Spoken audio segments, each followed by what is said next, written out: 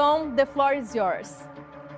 Hi everyone, I am Tom Holland. You might recognize me as your friendly neighborhood Spider-Man, and I am here to tell you that Spidey's back for an all-new adventure in Spider-Man No Way Home. I know people say this a lot, but I mean it when I say that you're gonna see things in this movie that you've never, ever seen before.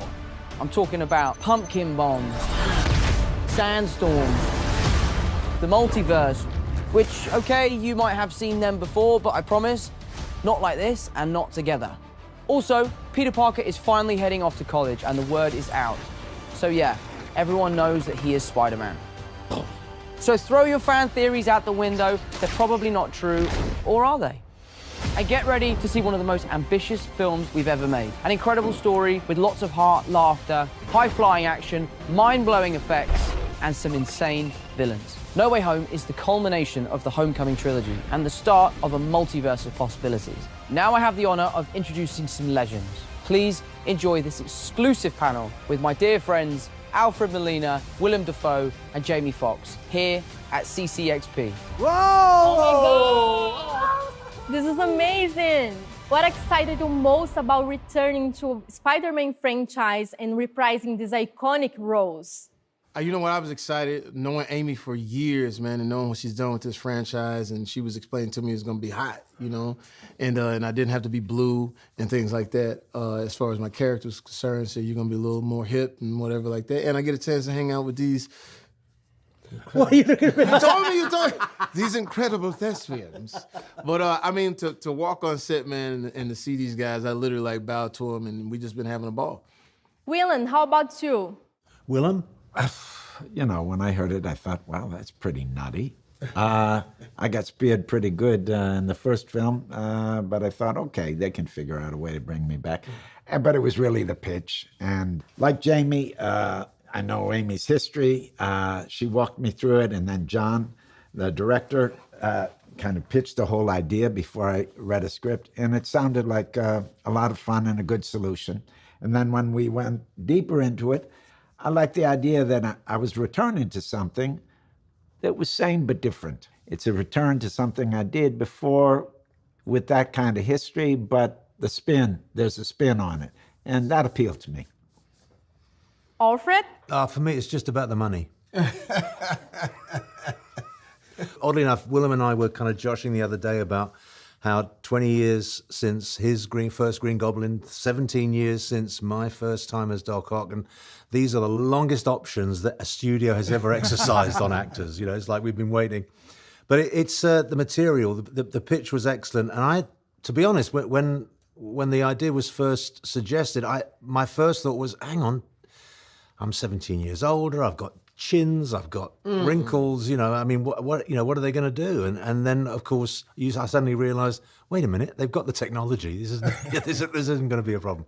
But it's been very nice to come back to something that is familiar, but at the same time completely new, because the technology has moved on phenomenally since in the last couple of decades, you know, and so that's it's kind of still exciting. How did it feel to put the costume back on? You want to know the truth?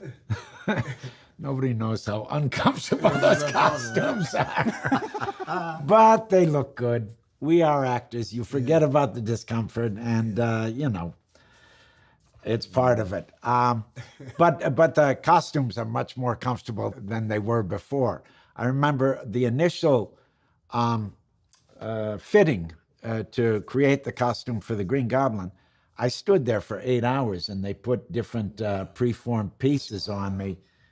Now, they scan me, and they can design it, and then make the costume, and then try it on me. It's a huge leap in the technology. And they're more flexible. We can do more things with them.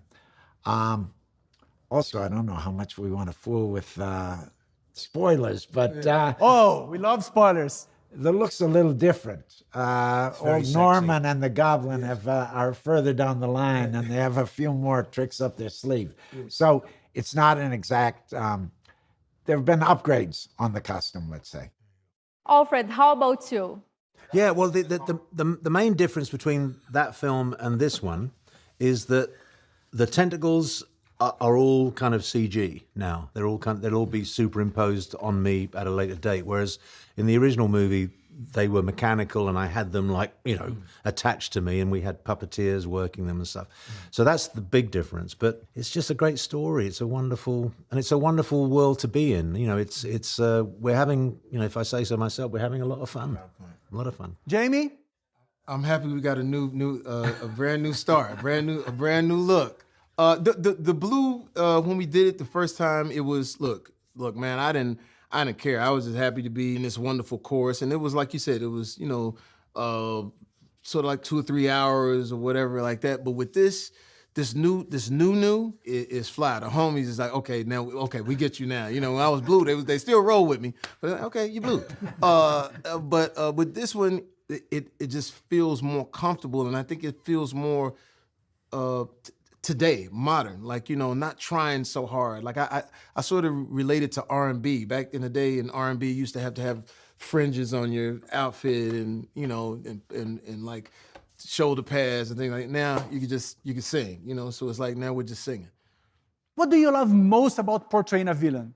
The thing about grounded villains is that, and this is what's so wonderful about the villains in the Marvel universe, if you like, is that so many of them become villains almost reluctantly, almost in spite of themselves. An accident happens or some terrible tragedy and it transforms them. And that's what makes them very playable, because it's not just mustache twirling. There's some real depth to it, and that's what makes them interesting. I mean, in a lesser environment, us as villains, we would just be functionaries. We would just be there to, get the plot going. But here we've got real storylines. We've got they are real people, and so it's Green Goblin has a case to state this time. Yeah, he's trying to make his case, a philosophy of life. It's not just about some kind of abstract muscle twirling power grab. It's about. Are you suggesting I'm a mustache twirling power grab? Now look here, I'm classically trained.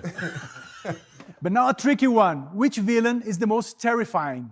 Oh man, it's crazy. It's crazy because, like I said, we've just been watching WILLEM, and it seems personal. because with Electro, it's like Electro and us. It's to the world. The world did me wrong. But when something is personal, and you could go all the way back to Shakespeare, when something is personal, and that either that jealous thing, there's nothing that can beat that. No matter what costume you put on, no matter what you say. So when he speaks, he has the power, and I think you'll really. But I'm being right though. It'd be different if I was blowing. Like here's the thing. But if I was blowing, good to me. But here's the thing. But if I was blowing smoke, he'd know it. Here's the thing. It's personal, and anytime you can get a character to be personal in a movie, it has the most weight. So. CCXP is a fan event. Is there anything you'd like to say to your Brazilian fans? Well, I mean, if I may speak purely for myself, I think there is, at some level, because we're professional people, there is some level where we don't want to let them down. We want to give them something that is going to be worth their while. But the fact that a huge percentage of the audience are comic book fans who know this world, they love the detail, they love the kind of the inside baseball of it all.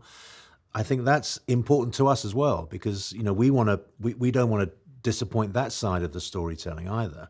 And so I think it's a sort of symbiotic relationship, really. They give us the chance to give them what they want, and that's I gotta tell you, it's just so much fun. Whoa, thanks guys. Thank you. Thanks.